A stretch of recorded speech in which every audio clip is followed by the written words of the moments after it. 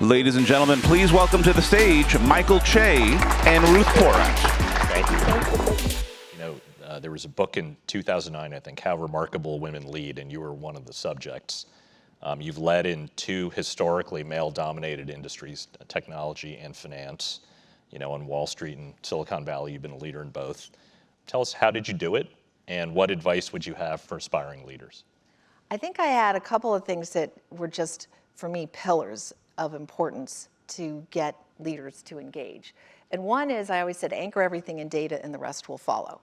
You may want to disagree with me if I'm just expressing an opinion, but if you can put something in data, in particular, put it into a sensitivity analysis, because the world isn't static, clearly, and then we can argue about assumptions about state of the world, and then you can tease out, so what is the fear or the hope or the bias coming in, but anchoring it in data. It's a challenging time right now in the world. We'll see where it goes.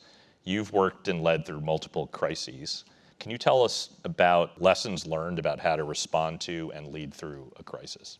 The ones I keep going back to, first and foremost, identify your greatest source of vulnerability and protect against it early. I think today for us, I actually think for all companies, it goes back to innovation, it goes back to technology, because without it, we will lag. The second one I think is so important. You don't drive a car with mud on the windshield, you cannot run a company with mud on the windshield. You need data and analytics so that you actually have the visibility, and then you can even go faster and harder. And I think the last one that's really important is the imperative to have horizontal vision.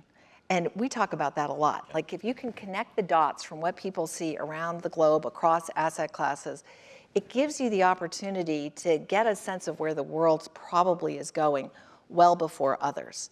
And anyone living with one little data point, they're not going to see the whole picture. But when you connect the dots across the globe, then you get a sense of what's going on. And that's what we also did to make sure that we were trying to get a sense of how are these dominoes falling. And in fact, at Google, we have a dinosaur on our campus that Larry and Sergey placed there. The dinosaur's name is Stan. And the reason we have the dinosaur is to remind us every day, if we don't innovate, we will become dinosaurs. At Google, 20 years ago, we started Google Translate. You can now access it in 250 languages. In the last 6 months alone, because of AI, we added 110 of those 250. So what happens with AI is you're sort of motoring along like this, and then you hit an inflection point.